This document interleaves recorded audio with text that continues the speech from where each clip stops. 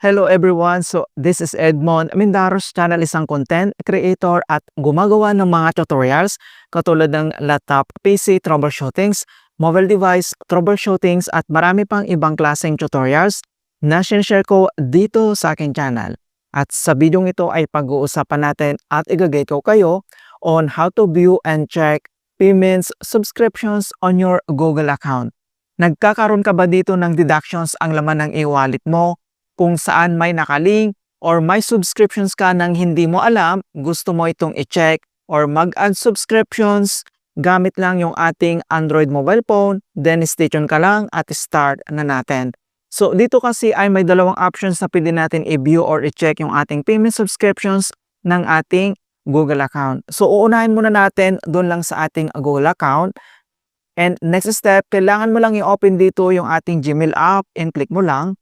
So dito lang sa ating Gmail app, dito lang sa top right corner, i-click mo lang dito yung ating Google account profile or kailangan mo lang mag-select dito kung ano yung account yung gusto mong i-view or i-check. Then next step, kapag nakapili ka na, i-tap mo lang dito yung manage your Google account.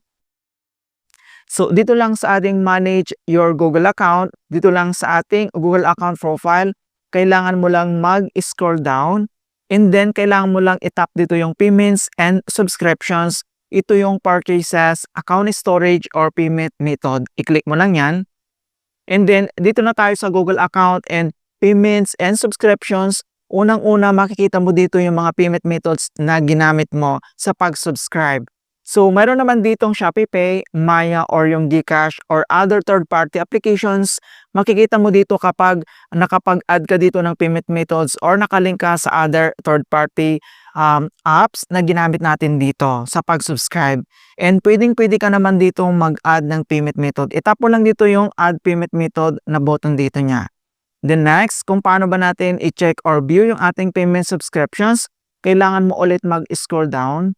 And then kailangan mo lang i-click dito yung subscriptions, your recurring payments for subscription services like news, streaming media, and other third-party applications. Dito mo makikita lahat kapag mayroon kang active dito na na-subscribe. And then i-click mo lang. And dito na tayo sa Google account and subscriptions. Dito mo makikita lahat yung full list ng yung subscription sa mga third-party applications.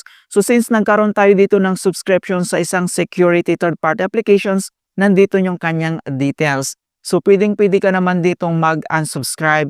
Kailangan mo lang pumili doon kung ano yung active na nababawasan ka or nadididak ka sa laman ng e-wallet mo. Itap mo lang yan and then mayroon naman option dito na unsubscribe. Ilalagay ko sa description box kung paano ba mag-unsubscribe dito.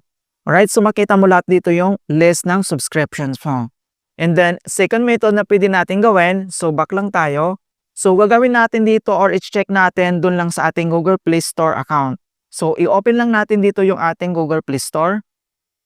Dito lang sa top right corner, makikita mo dito yung ating Google account profile, i-click mo lang.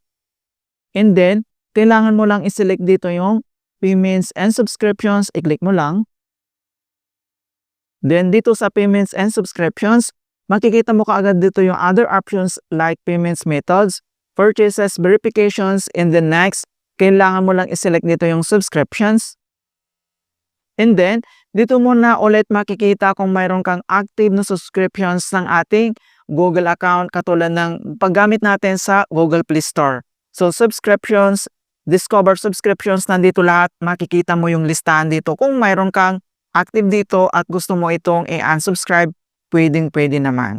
Alright, so nandito lahat. And then, pwede mo naman i-view dito yung kanyang budget and history. I-click mo lang yan. And then, makikita mo naman dito yung mga third-party applications na sinubscribe mo. So, nagkaroon tayo ng pag-subscribe sa isang security third-party applications and nandito yung kanyang details, mga kaibigan. And then, kung magkano ba yung binabayaran natin dito, yearly or yung monthly natin. Alright, so ganyan lang po kasimple mga kaibigan. Napakasimple lang kung paano natin i-check or view yung ating payment subscriptions na nagkakaroon tayo ng deduction dito sa ating mga e-wallet. Alright, and hope na nakapagbigay ako ng konting kalaman at guide tungkol sa Google account tutorials. Thank you guys and see you in my next tutorials.